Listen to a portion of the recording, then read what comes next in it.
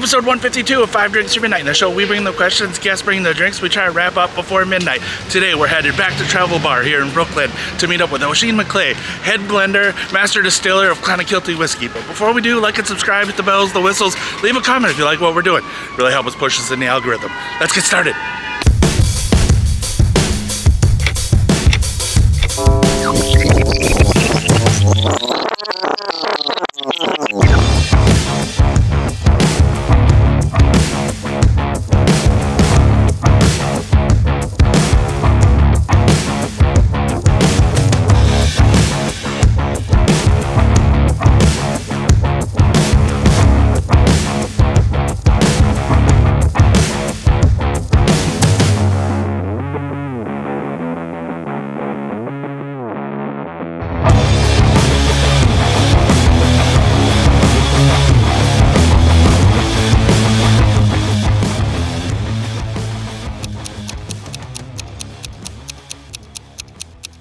Oisín, thank you so much for joining me at Travel Bar. 5 drinks for midnight, 5 drinks, 5 questions, midnight, whatever comes first. How you doing today, sir? Not too bad. Very good. Excellent, excellent.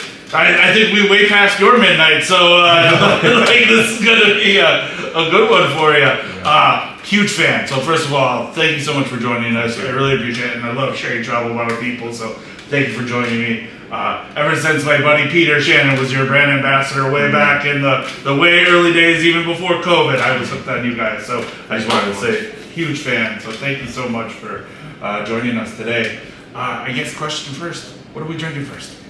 Well, I think we kind of have a kind of selection of all our kind of core products at the moment, and I think we start with the one that I suppose the oldest, the original product really that I think kind of started, when the kind of when the distillery was first set up. My predecessor, Paul, who would have commissioned the distillery and everything like that, I'll have to give him a shout out for this because I can't take full credit for the liquid in this bottle. I've of course refined it to get better, but he started us kind of on this trajectory, and it's the double oak. So our double oak cask is our kind of one of our core flagship kind of whiskies, premium blend. The ratios tend to change, but it's always it was originally a very high malt, and maybe 50-50, as high as 50-50 malt grain blend. That's been finished in a combination of Virgin American and European Virgin Oak, so you get that double oak character.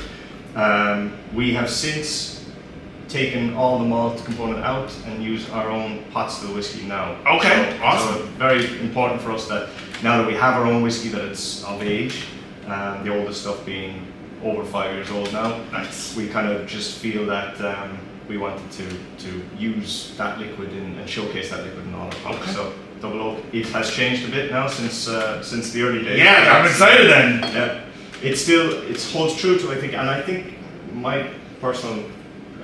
Obviously I will say this, but my opinion is that the pot still blends, in my opinion anyway, are just more interesting, more kind of robust, and just showcase, you get to taste everything. I find sometimes with malt, especially if it's a aged malt, you've such a clean grain and a clean malt in many ways that it can be a little bit boring, and you're really relying on the casks to add something interesting to it. Whereas with this, it has a mix of both.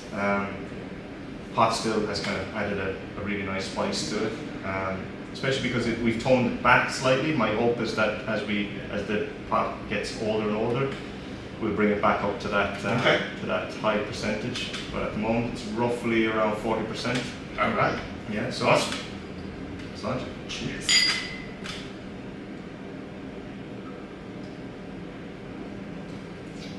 I was so excited, I skipped the nose and went right fucking into it. So yeah, to be honest, I kind of have to familiarize myself with it as well. A lot of times last time I tasted these would have been in the warehouse when we were blending them together, and it always still kind of surprises me, the butterscotch note on the nose. It's so nice. Yeah, to be honest with you, really, really nice. For me, that's it's and the linger, that virgin oak at the back end, you get this kind of cherry and sort of definitely lots of nuts and spice cinnamon and things like that. So it just lingers. You have really sweet in the front end, vanilla, everything, because it's mostly bourbon. When you're blending with virgin European or American, you get a bit more leeway with American oak than European oak, but you have to be very careful with it.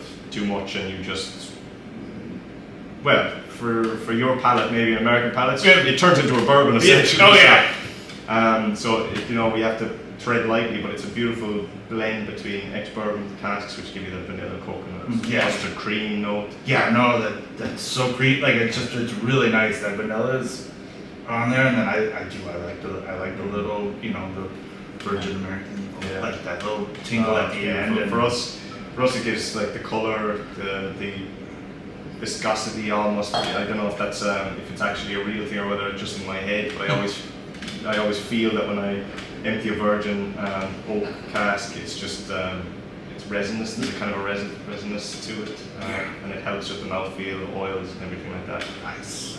So yeah, no, double oak is our kind of flagship. I'm down for it. All right. So question one. It's always an origin story. You're no stranger to the whiskey world. So how'd you get started in the whiskey business? Jesus, that's a long story now. So you said you don't mind the rambles, so you might have to kind of forgive me this one. But so my route, and I think it's a common enough route, especially for the Irish industry, because we're so young. Especially the newer distilleries, that you'll see this kind of trajectory kind of common enough, in that a lot of us have found our way into distilling from multiple different avenues. For me, like, I've always had an interest in brewing, home brewing. I was home brewing for a couple of years before I ever stepped foot in a distillery. I'm an archaeologist by kind of by, shall we say, qualification. So I studied archaeology in college.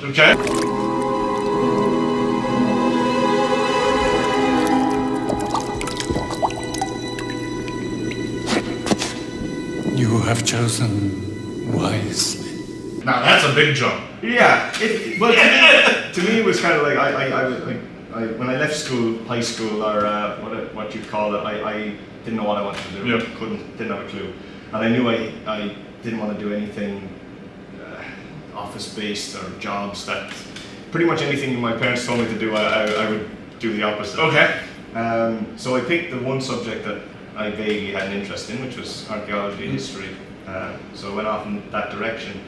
But of course, when I graduated, it was just around time of kind of economic collapse at the time, which was about 2013. About 2013. And then I decided to emigrate to Canada for 2 years, like most Irish people. It's a common story. Probably more out of just adventure more than necessity. I still went. And I find that it's London, New York, Canada, or Australia is most of the places that. And to be honest with you, most of us still would love to go to the US, but it's harder and harder. You're not letting us in anymore. And for good reason, probably. So yeah, we tend to. Canada was at the time was open arms, so we were all flocked to Canada. And when I came back, it was the same situation. What do you do? What do I do now? So I gotten some work experience over in Canada, which kind of led me down a banking route, strangely enough. So long story short, I was heading down this banking trajectory. Money was good, prospects were good, and I absolutely hated it. Hated it. Life sucking 9 to 5. For me, I mean, what appealed to me about the archaeology was a kind of that it was a kind of a passion project, and I had to be passionate about what I did. Could not all the money in the world would make me do something that I didn't want to do. So I had to be passionate about it. And one day I just decided to quit that, and it just purely as a kind of like stopgap, because I was working in Dublin at the time. I decided I'd have to go home to move back in with my parents in Dingle, and it would only be for the summer. I'd go back to Dingle, and it just so happened that Dingle was one of the first places in Ireland to open a distillery, Yep. the first independently owned distillery in 100 years. And I knew it was, I'd known it was there for a long time, but it just never really worked out. And long story short, one day I made contact with someone who worked there, and they were like, yeah, come on in. We always need people in the summer to bottle gin. Okay. So I was just like, yeah, Grant, it's a summer job. Seems like a cool place to work. Thought nothing more of it.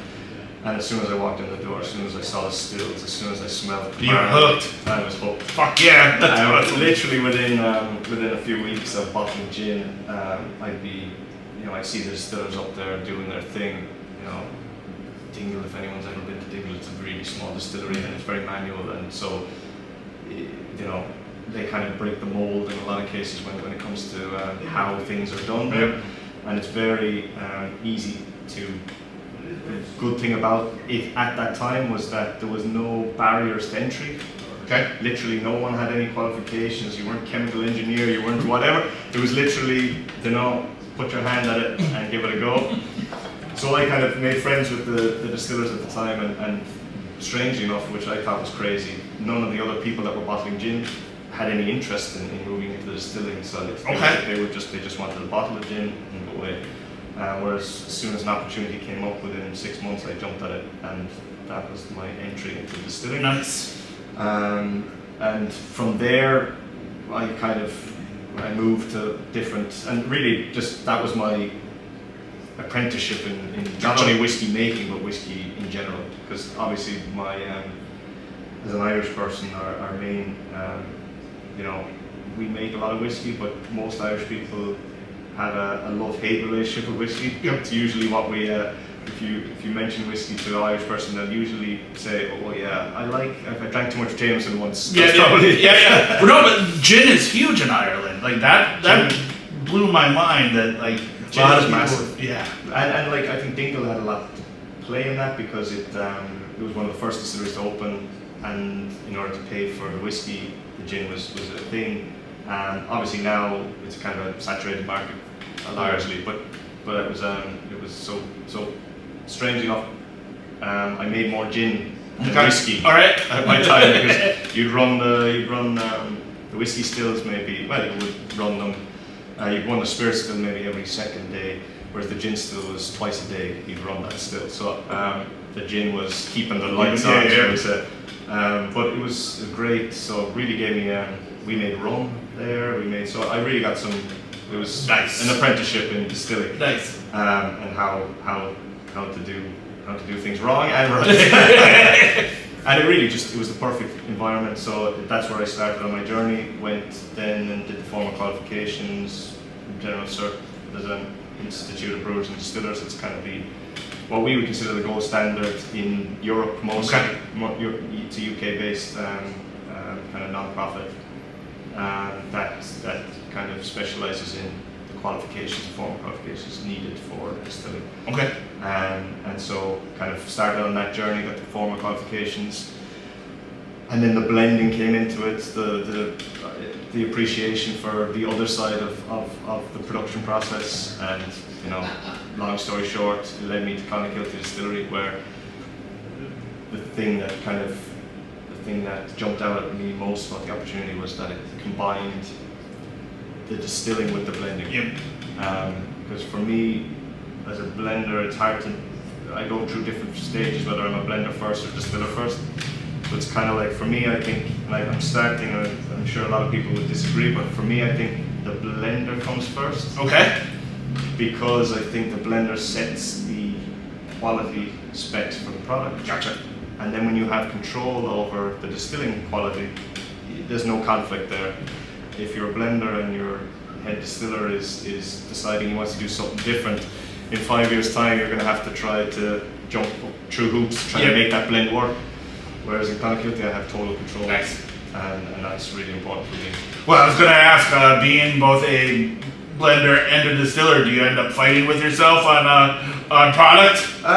Thankfully not yet, but you're always working 5 years behind, so I'm sure there's times you think you're a genius and there's times you think, what was I thinking? But you don't usually know that until 5 years time. But it's a kind of an interesting point because a lot of blenders or a lot of the what people think blending is just mixing whiskey and pipettes and things like that. That's the interesting part. Droppers, exactly. Yeah. And it's like lab coats. And Science. And there's definitely a part of that, but a lot of it is formulating products that not only taste right, but are also repeatable, and that repeatability and consistency is probably the most difficult point, and that's the reason why blenders exist. Like anyone can do a one-off release of a very special blend, or like a single cask or whatever. You'll never see the likes of it again because by its nature you can't repeat it. But I always have a lot of respect for people who can produce the same product year in, year out, and when people buy it, they buy it the same quality. It's not going to drop, and you're not going to go to the store one day and you taste it, you're like, oh, this batch is it's not the one I loved, and then you kind of hope that you bought enough of those bottles. Nothing more frustrating. Like there's a time and a place for the one-offs, and then there's a time and a place for your, for me, a great whiskey is one that you can go affordably to the shop, pick it up again, and keep going with it. And there's a lot that goes into that, because whiskey is such a variable thing, maturation, distillation, fermentation. Like we used to only consider maturation as the only variable in whiskey production, and I think that's definitely changing now with mash bills. And for me, I'm a big believer in fermentation and the importance of fermentation on making sure that your new make spirit meets the quality standard at that point. A lot of people think that okay, well, we can afford to sacrifice quality here because the cask will do all the work, will clean it up. But it's not something I believe.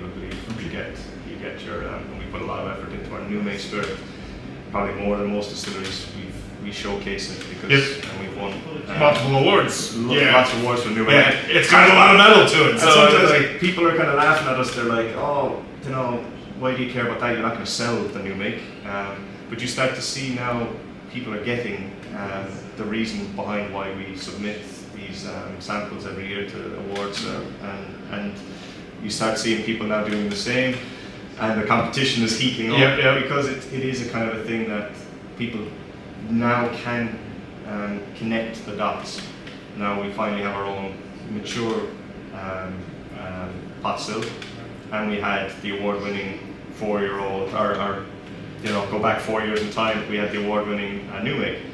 And it's very interesting then to show those things together and say, okay, well, this is where the quality kind of continues to improve, and we didn't cut any corners throughout the process of fermentation. Everything like that is really important. So your question regarding, I think having control over those two things is really important. Very important. Well, there we go. That's question one. The train's leaving the station, band-aids ripped off, as they say. Cheers.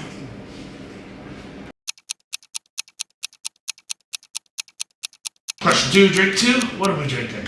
Perfect. So along with the double oak as our core premium blend, we kind of wanted to give something for different taste buds. So the first one, double oak, sweet, but there was a bit of body, a bit of spice to it at the end. It tends to split along gender lines. Double oak men tend to prefer. Port cask tends to be our favourite for women. Now, I've actually expanded that a little bit further at Whiskey Live, for instance, in Dublin, the big whiskey festival.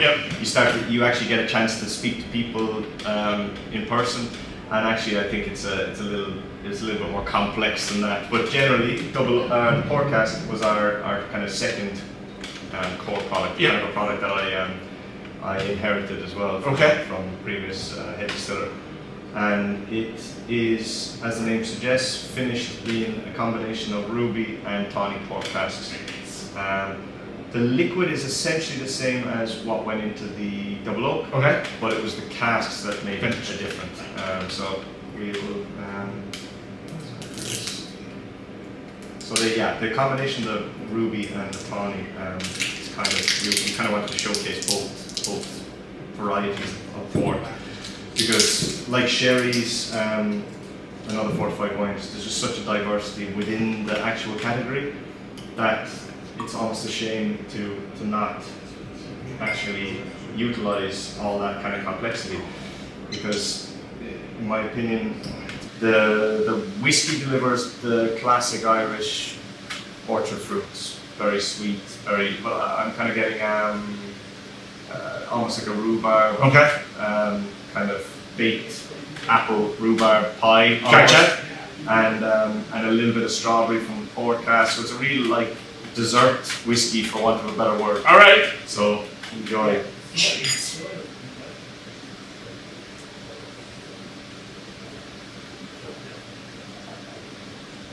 Ah, that's nice too. It's almost a licorice note. Yeah. That I kind of reminds me every time that I drink it. I actually get a lot of licorice from our new make spirit, and sometimes it carries through. But I think in this case it is coming from the tawny port. So it's just, we use, it's again very sparingly. So in this particular blend, it's a rough, maybe a 2-to-1 ruby port composition. Just enough to, and the tonic just enough to give it that linger, something that lingers on the palate. Because for me personally, I hate thin whiskey. I hate a whiskey that finishes short. Okay. You need to be tasting it for a while. Yeah, I get you. Obviously there's certain whiskeys that you know are just designed to be drank quick and whatever, but I don't think we particularly make whiskey like that. Our whiskies are designed to be kind of savoured and put this at different levels. So obviously some people want sweeter, some people want a little bit more nutty or a little bit more complex. Port cask I think delivers something in the sweeter, but also not boring. You know, it has enough there. It's not like a hard sip and you're done, like after dinner, like a dessert. Like this is nice. Like this is really, really nice. And it goes very well, like I said, tawny port. So Yeah. fantastic with a bar chocolate, dark chocolate. Like I said, that's why it works well with desserts. So Yeah. if you're, you know, at the end of a meal, having a kind of in particular chocolates on the menu, a glass of this is perfect. That works well. Yeah. Alright, so question 2. But could you describe your blending and distilling style? Okay, so I'll start with the distilling, I suppose. So like I said, and I'll kind of rope the whole process in. For me, it's all about the style of new make I want to create is refined. Okay, so what we call mod pot in Ireland is because we make primarily pot still, but you can apply to malt as well. Is that kind of a modern style if you compare it to the traditional pot still style, which in my opinion the traditional style was traditional originally because of the technological challenges that they had back in the day. I think if they could make refined new make that wasn't sulfury or harsh, that had a more kind of clean kind of palate to it, than they would have. And I think a lot of times we understand so much more now about how to achieve how the impact of reflux has on the quality of the spirit, cook points, everything like that. And I think fermentation, as I said, is the beginning of that. If your fermentation is too hot, too quick, the yeast becomes stressed, it produces higher alcohols, methanol, other things that you then have to be very careful in your distillation to remove, if you want to remove, in which case I do. So the type I don't really want, I want the quality of the new make to be clean. I want you to be able to taste what we intend you to taste. It's definitely not going to be something that, if you like sulfury whiskey, that like if you're a Scotch drinker and you like that sulfury, meaty quality, then you're probably not going to like the whiskey I produce. I think that there's ways I want control. So if I start with as clean a canvas as I can, then I can control what I add into it and the complexity I add into it. And I want that complexity to be intentional, not accidental. Okay. So I think when you have uncontrolled fermentations, when you have uncontrolled distillations, when you have wide cut points, there's no control. You're literally just producing a kind of a product that really you have no control over, and I think that it takes decades for you to clean that up to a point where you're actually able to drink it. Yep. And I don't want that to happen. I think that we have a responsibility on the whiskey lovers around the world to make sure that we can get our whiskey to people's glasses at a more affordable price, which means younger, most likely, but not compromising in the quality of it. And this idea that 10-year-old will taste better than 5-year-old is a lie. Yep. Depends on the 5-year-old, and depends on the 10-year-old. Absolutely. And I've tasted 10-year-olds that I wouldn't wash my floor with, you know. So I kind of I think it's a 20-year-old plus that I wouldn't even. Exactly, and I mean that's the thing with I've often thought about distilleries who have they release the 21-year-olds or 34-year-olds or whatever. I mean the only reason they are releasing those is because they couldn't sell them when they were 5. Right. That's the reason. It took that long to fix them. And they just left them in the corner because they weren't ready, and then all of a sudden they're ready. They're ready, probably not ready, but their ABV has gone down so far that they have to be ready. Yeah. And just on the basis that it's such an old whiskey that it's rare. Yeah. I would bet my bottom dollar that the whiskey inside there is probably no good. Yeah. With a rare exception, it's probably the whiskey that was there it was on the shelf because no one wanted it. And it wasn't good enough quality to go into any blends or whatever. So I think for me, my distilling style really feeds my blending style because I want new make going into a cask is just one ingredient. Then you have cask type, obviously, but also how you use that cask type, the length of time you utilize, and then your final blending. Again, you want control over everything. You want everything to be intentional. So, for me, if I know exactly what the quality of the new make going into the cask is, and I understand my casks, I understand, another part of that in the blending side of things is so I can control all my variables on my new make side, my distilling side. My ingredients don't change, my processes don't change. It gets a little bit more complex when you go into the blending side because your cask suppliers, the reality of trying to find, like port cask for instance, it's a lot easier with European and virgin oak because, well, there's no variables there. Sure. Like virgin European or American oak, very expensive, but they're more consistent. Whereas when you get into port cask, you're essentially now adding in a layer of complexity from the port producer. So you almost have to have a little bit of knowledge of how port is made. You have to actually know what is good port, what is bad port. How can I get those casks? And it means working with producers and working with brokers. Like I'll specify the type of port casks I want, specify from what house they come from, because I know they don't sulfur their casks or they don't produce this way or that way, and I know it's consistent because that's the controllable parts that I can play. If I just get any kind of port cask and bung it in, that port cask is going to be different every time you taste it. And that's not what I want. Or if it is, it could be an accident and it tastes fantastic. And my problem is that if I can't repeat it, I'll hate myself because I won't be able to repeat the process because that variable that made it better, I had no control over it. So that's, I suppose, my control freak is probably what you. Perfect. And then you mentioned a lot about everything being clean. Do you think that's because of the water that comes into the distillery that you guys are using? Because again, your water is quite special. Water is one of those other things too that, from a brewing perspective, like brewers will spend probably half their study spent on water composition. Distillers don't care generally. It doesn't matter. maybe it matters when they're diluting or whatever the final product, or when they're sampling, they're tasting. There's more appreciation now for like even when you're diluting whiskey at home, you should be using a kind of a neutral. Yep. Don't use tap water. Don't use whatever. And it's true. But water is a very important consideration that is kind of often overlooked.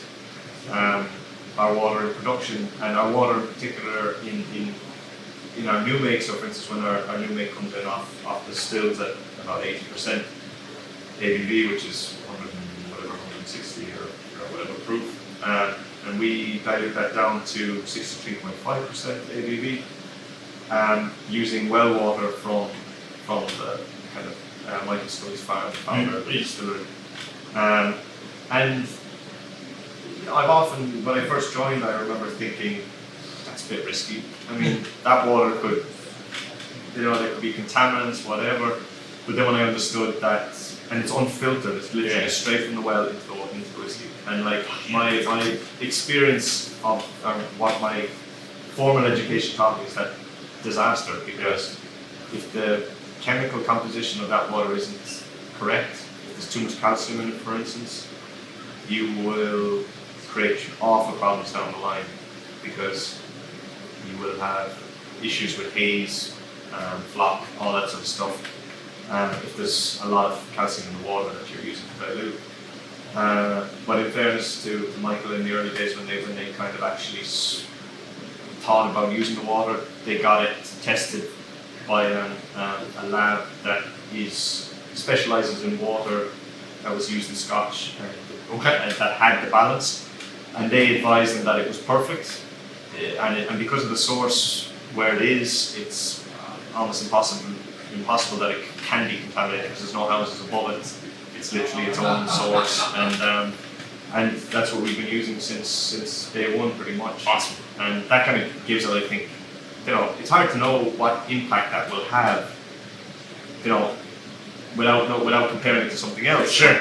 But it's definitely, I think it definitely is going to have a flavour impact. Most people would dilute their whiskey with, or even the new make with RO water, which is like totally demineralised water.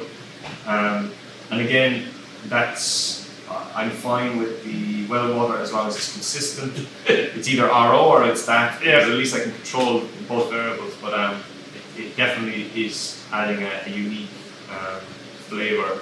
Like a lot of people think from our own whiskey, not our sourced whiskies that we were sourcing before, but our own whiskey, that there's a kind of a salt quality to it, quality to it, which I think people think it's imagined it because they see it by the You say seawater, and then you immediately are like, oh, it's salty. Yeah, exactly. And I think that's partial, what's going on. But I also think that there is quality to that. That well water is very near the sea, incredibly near the sea, and it is adding a flavour there that is kind of being picked up. And it's something I did try to play on later when we were blending and stuff like that. But the water is an important part of it. And I think water is something that should play a bigger role and get more, shall we say, credit than what it currently is doing, especially from a kind of sustainability and a point of view, because sustainability now, especially for distilleries, is becoming such a big part of it. And it's not only quality of the water, it's not only the source of the water, but how you manage that source to make sure it doesn't become contaminated, because there's so few pristine water sources left, and if you have one, you better make sure you can keep it that way. Like in Scotland, there's some distilleries that literally own the water source and they control that, so that it's so important to the process that they cannot allow it to be contaminated or whatever, and they don't want to treat it because that's the flavour. Okay. So it's very important to us as well. Awesome. Well, there we go. Question 2. Done. Cheers.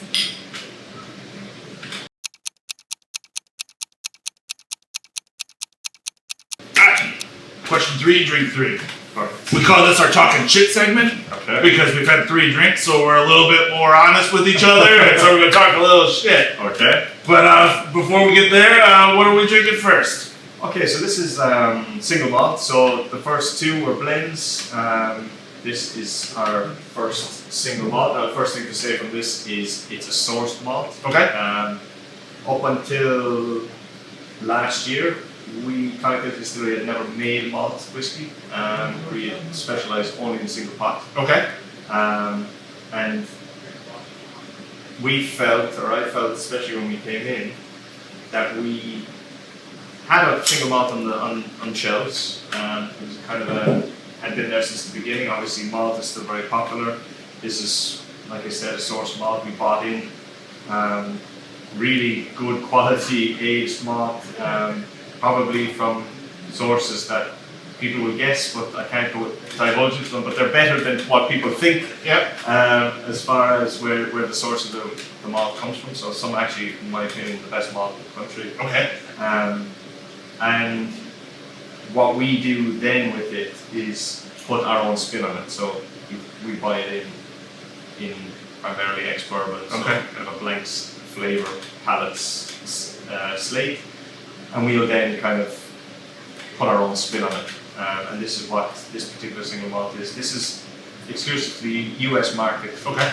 because it's at a higher ABV, 46%, it's non-chill filtered, whereas one of our single malts that we sell in the Irish European market is at 40%, so it's kind of chill filtered product. Okay. So we thought it's a kind of, I've often thought it's a shame to let this one out of the country because I much preferred this one. All right. Because it just has the higher ABV, it's Nice. perfect, and it's an interesting one. It was finished in kind of Bordeaux, ex-Bordeaux red wine casks, which kind of gave it a really interesting flavour. It's not overwhelming, it's just a touch, and it works really well with your, like I said, classic Irish whiskey, pears and apples. Okay. And the red wine just brings in a small amount of strawberries and cream. So, Jeez. Oh, that's nice. really, really.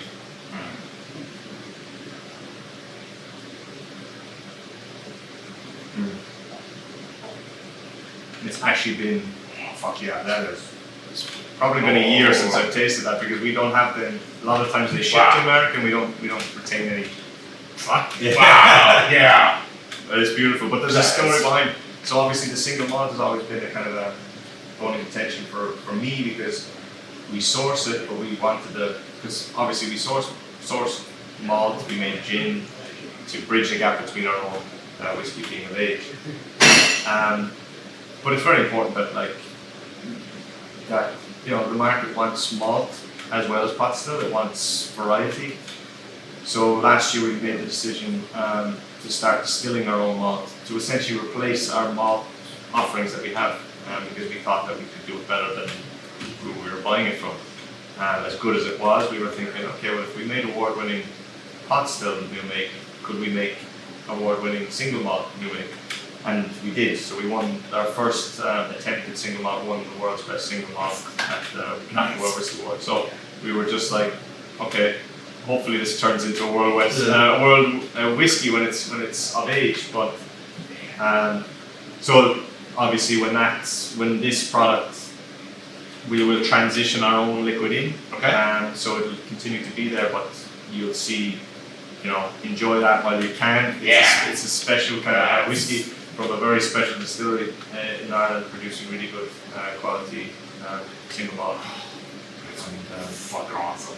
Yeah, and the red wine. I mean, I'm quite skeptical of red wine in most cases because from a processing point of view, from a blending point of view, it's really challenging because a lot of the times the nature of and this thing we were talking about the quality and when you're buying these casks from other suppliers, you have no control over their processes, so therefore you have to kind of change your process to meet theirs. And a lot of times in the wine industry, when they put wine into barrels, which is rare enough, to be honest with you, in most cases they put wood into the wine. But when they do decide to put the wine into the wood, they may fill it 6 or 7 times. And between fills, say for instance, between harvests, where the casks are laying empty for a while, they'll sulfur the cask, they'll put a sulfur candle in there and burn it. It kills bacteria. And has a little impact on the wine, but on whiskey you can taste it. Okay. You can smell it, you can taste it. And it a lot of times kind of, there's natural sulfides in red wine, which you'd expect, which would at times give, and any wine drinkers would know, sometimes you can smell a wine that has a kind of almost like a red meat quality to it. Yeah. And that is sulfur working, naturally occurring in the whiskey, in the wine. But the type of sulfur I'm talking about is egg. Okay. Like literally rotten egg. Yeah. So we've when we were dealing with this particular product, we get red wine casks in, and say we reject maybe a quarter of everything we got in, because we have a particular employee of ours, Sean. He's our kind of our cooper in many ways, in all but name. He literally tests all our casks before we fill anything. So he pops the heads off the casks and he makes sure, especially with red wine casks, were they sulfured? And if they were, you'll see residues, yellow marks inside the cask. He'll shave them off, everything to just make sure that you do not get that sulfur smell from the wine, and what you're instead getting is the fruit, Gotcha. It's very rare, like occasionally, and I'm very sensitive to sulfur. Some people are, you smell it, it's always on the nose. Yeah. You can't taste it, but you can smell it. As soon as I smell it, it usually ruins the. And there's different types. So you have the rotten egg, but you also have the rubber, so like burnt rubber. Yeah. So then, question 3, like I said, we're going to talk a little shit. Irish whiskey is seeing a major resurgence, especially since COVID, and especially here in the United States. I think that you're the number 2 most selling spirit behind tequila and mezcal. Where do you see the future of Irish whiskey going, and how do you see you guys fitting into that future?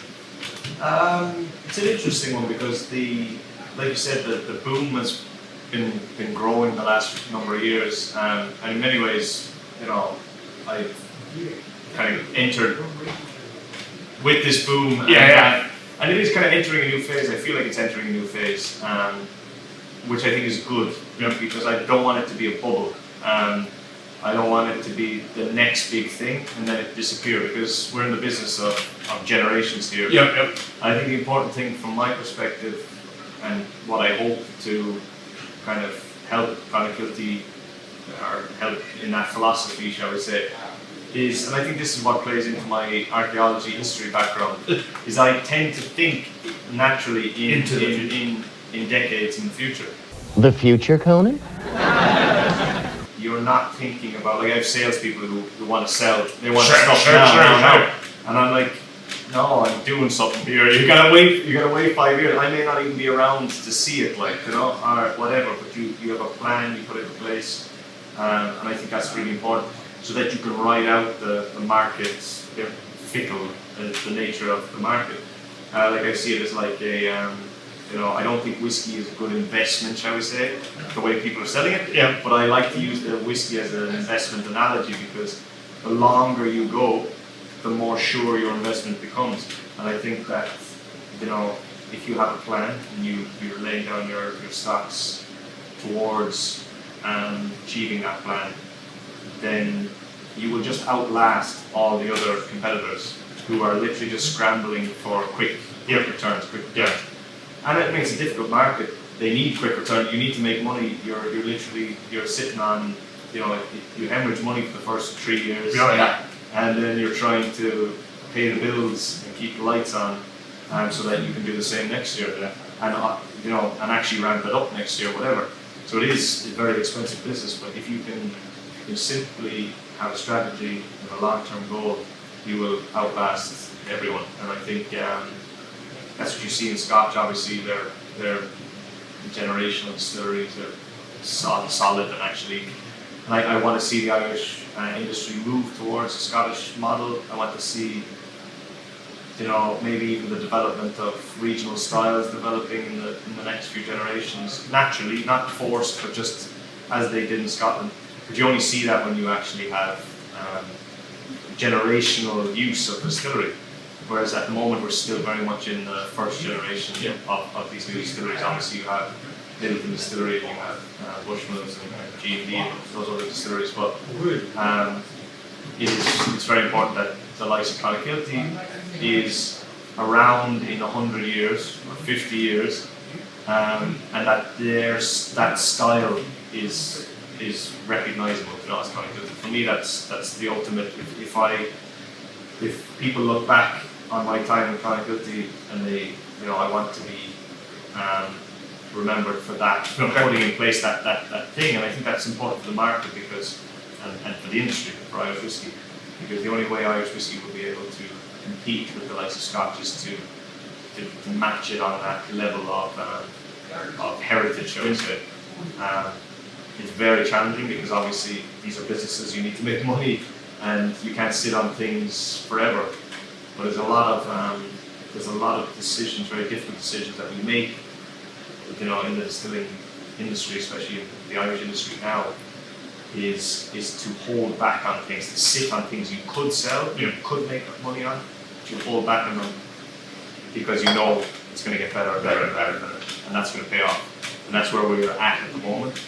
So I think Irish whiskey is going to go through some interesting phases. I think we'll see that growth maybe slow, but ease then into a kind of a more steady, established long-term plan. Gotcha. That's what I want to see. Nice. Anyone who isn't going to do that is probably going to go. Yeah. And they probably should go anyway. Right. Because they're just flashing the pan sort of things. Get the money, get out. Exactly. Yeah. And so there's a few places that might have opened up thinking this was quick money, and I think you kind of realise that if you're trying to ride the market like that, then you're doomed to fail.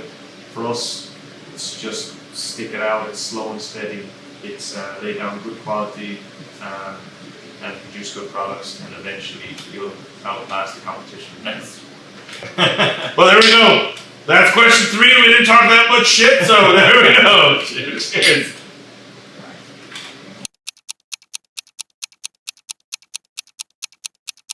Question 4, drink 4. What am I drinking? This is what we're here for. Best whiskey for last, anyway. Yeah. That's what I'm kind of most proud of.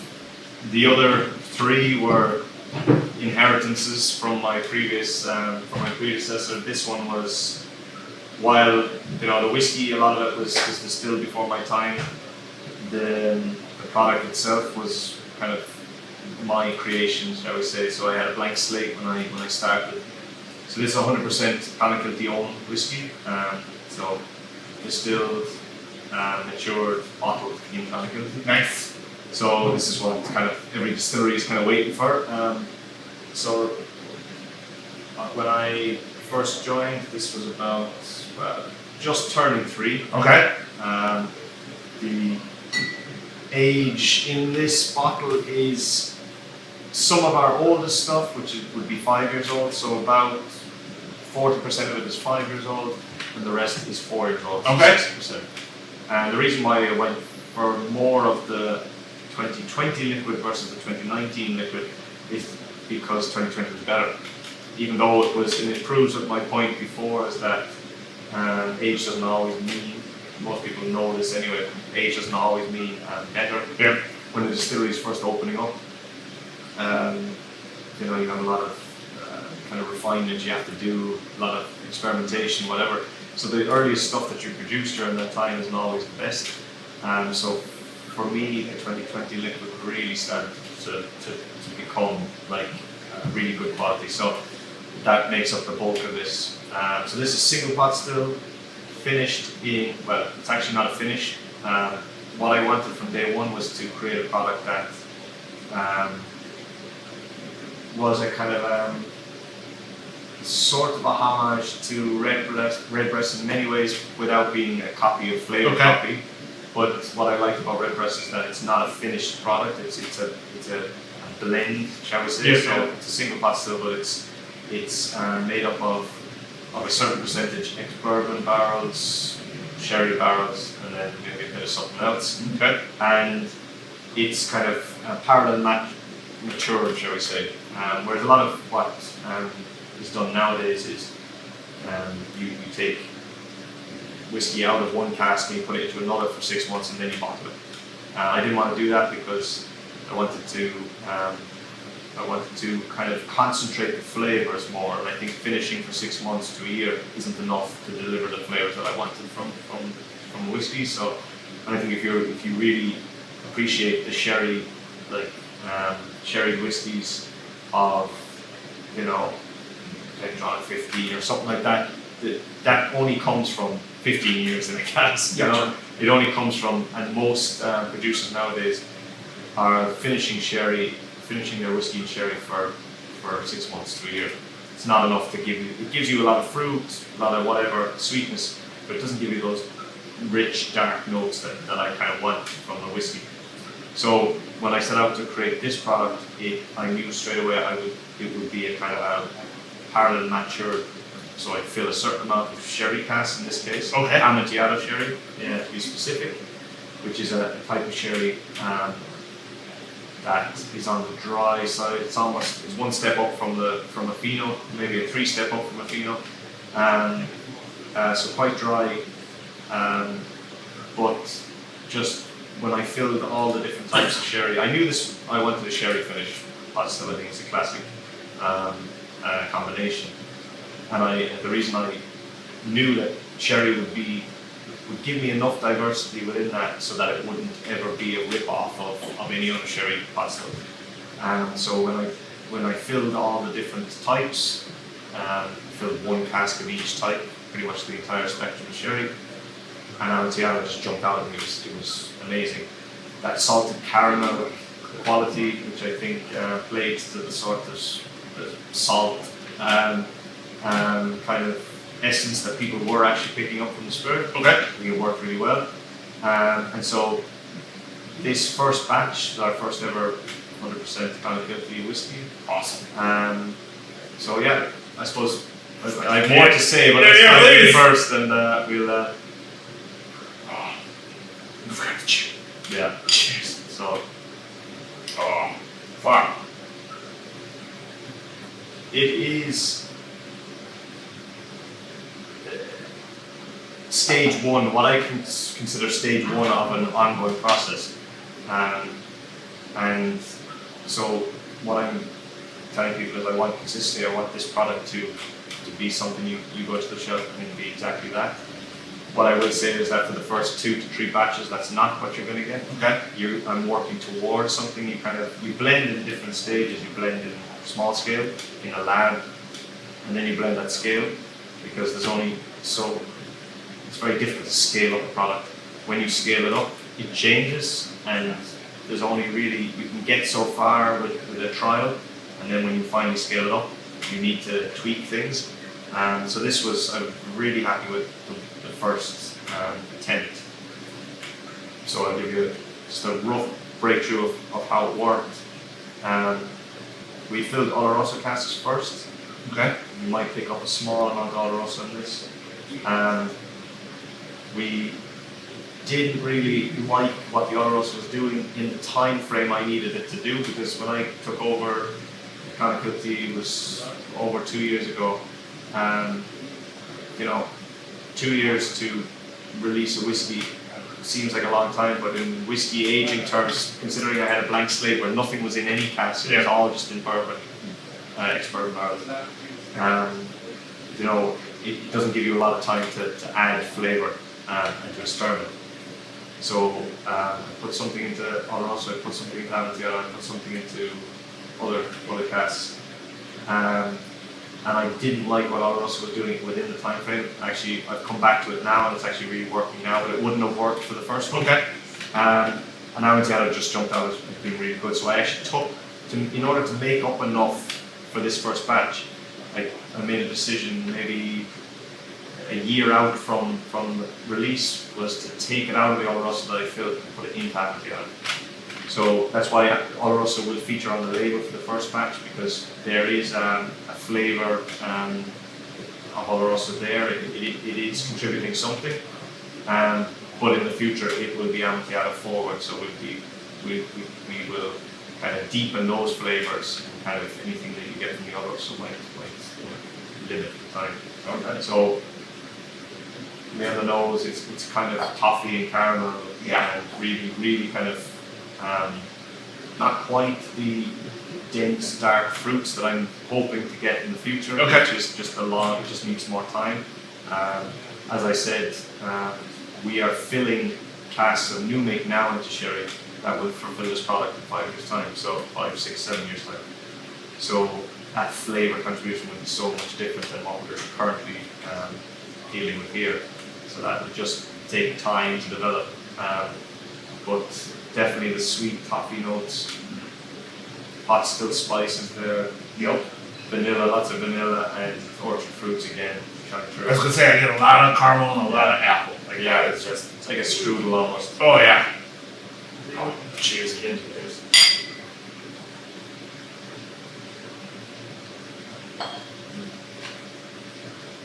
Fuck, that's really nice. Another palate then is just, it is quite, people have said it's, you get that kind of mouthfeel, resinous kind of quality. It's very oily. Yeah. Lots of mouthfeel to it. But it's nice stuff. Like it's Yeah. not too over. No, Like no, it's quite a, people have described it as a kind of, I think what I'm going for eventually is that it is a sort of a, as it's our kind of core pot still product, we want it to be something of a treat. You know, it's kind of like it's an everyday whiskey, but it's an everyday by itself at night, maybe sitting by the fire kind of thing. You know, that kind of a vibe. Not a kind of you know, it's a something that kind of you need to kind of dissect, shall we say. Right now, I think it's still quite light, and I think I want to deepen the dark. All those flavors that we get, I want them to get darker and denser. You know? all right. Well, again, I think that ties perfectly into the next question. I mean, new label, new bottle, your guys' spirit. Question 4, what's next? Well, I think You know, you talked to I mean, you kind of answered it because you talked about your stages and everything. Yeah. Like, I mean, I think what the funny thing is that this is the beginning. You know, it's crazy how much work has kind of come in. All these products represent a different stage. The first batch of our own liquid is the beginning of a new stage. And you know, this stage will probably continue for the next 5 years, because the idea behind this is that whiskey in that bottle is about 4 to 5 years old. And I think I think it holds up well. yeah. Comparing it to other first releases, shall we say, in the market, especially as a pot still, you know, 4 or 5 years old, is in most cases too young for a pot still. But my hope is to push that to 7 or 8, so that it'll never have an age statement, but you'll know that the liquid in that bottle is on average 7 or 8 years old. And that's where I feel it'll really hit its point. But that takes time, planning to get it to that point. Again, you have to hold back it, you have to make sure that it's there, and that you're aging it, making the whiskey older and older. So that's just for that product. But obviously, all our products now are either contain some of our own pot still, are entirely that. So that's our core single pot still. But obviously, we plan on doing, you know, exclusive cask finishes with just exclusively with our own liquid. Obviously, as I mentioned, single malt is maturing nicely. And he's on the way as well. Can't wait. So yeah, I mean, that honestly, this can lie, or I can lie to you, this can't lie to you, and this is just really fucking good, like that. Now the Demerara sugar, it's very prominent today. Yeah, it's really nice. The salted caramel just is. I don't always get it. When I was blending this, I got it, and I was trying to chase that. Don't always get it, and I think as soon as I say it to myself, I get it. It's the same bottle. I can taste the same bottle on another night and get it. It's right there. So today I'm getting mostly, I'm definitely getting the caramel and the toffee notes for sure. Like, Well, you said strudel and you nailed it right off the bat. So that, for me, like, yeah, I was like, fuck yeah, that's exactly. Oh, this sir's glorious. Right, I love this. This is awesome. Well, there we go. That's question 4. Cheers. cheers, man.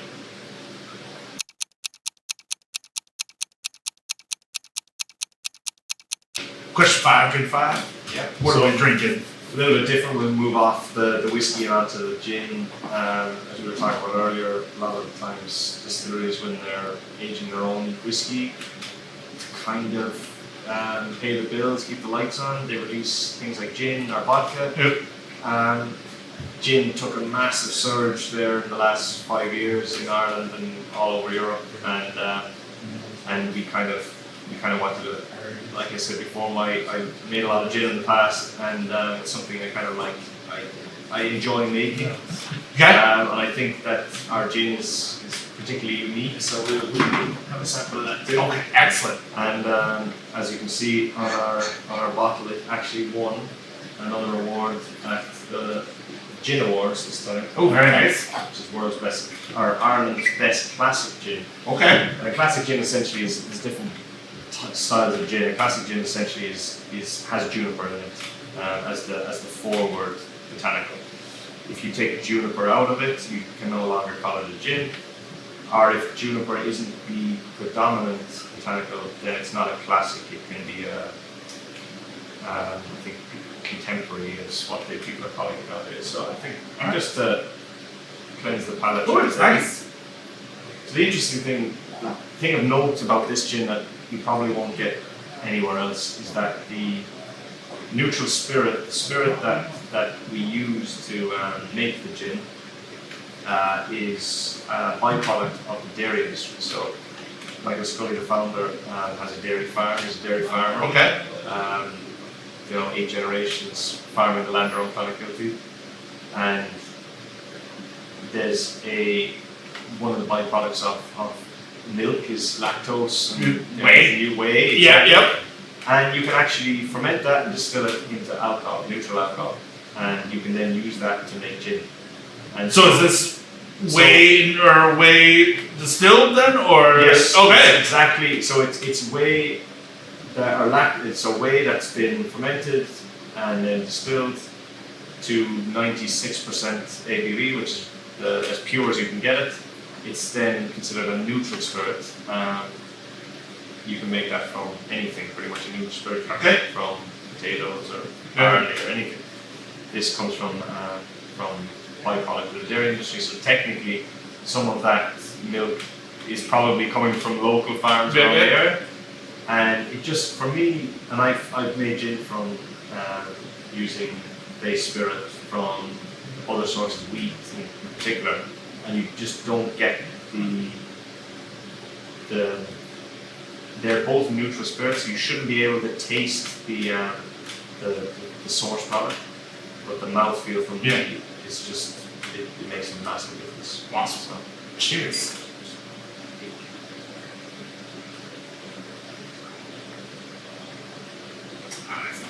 very fresh, very light. Yeah. We kind of use the usual botanicals that you use for gin,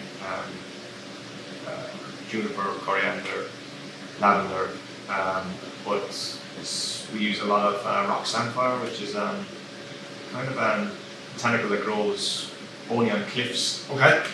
At a very specific time of the year, and that has to be harvested by hand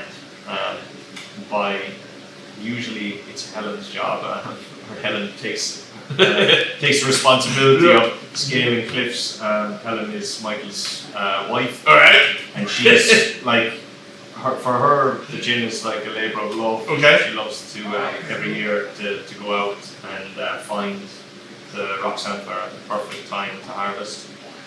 Because if you don't harvest it at the right time, it's essentially kind of a shrub that grows just by the sea, just by the coast.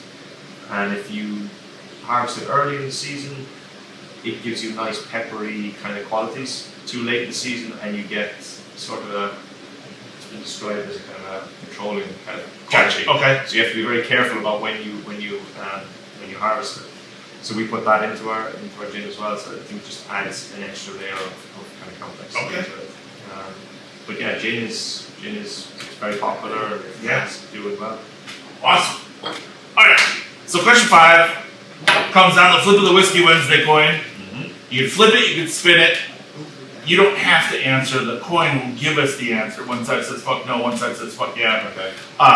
So, and again, if you feel so inclined to answer, please answer. But if not, the coin will just give us the answer, and it's just a silly way to end the night. So, Okay. all right. So, question 5. Okay. If you could go back in time and do it all over again, would you do it the same way? So do I spin? Yeah, you can do it. So I'll spin. So All right. Yeah. Okay. Because you want it. So All right. either side. Says fuck no. No, you never. And it's true. All right. I never do anything the same way twice because it's for me it's like it's learning. You know, Okay. you're literally ask me that question in 50 years, and I'll probably still tell you the same answer. You're literally learning all the time, and there's probably a million things I would have done differently or do differently. We're in an industry of kind of heritage. It's sort of fixed. There's an awful lot of room for innovation and actually experimentation. I think there's a lot of learning that needs to be done as well. And what I worry about whiskey is that we make it too, we regulate it too much. We need to kind of be allowed to experiment a little bit too, and make changes and do things differently. So yeah. No. All right. Perfect. Well, that's 5 drinks down, 5 questions answered. Oisín, I really appreciate your time, and thank you so much for stopping at Travel Bar and drinking with me. Thanks, Mike, for hosting us. Until we can drink together soon. Cheers to you. Cheers, man. Thank you so much. I really appreciate Thanks your for having time. me. Thank you. Appreciate it. Cheers.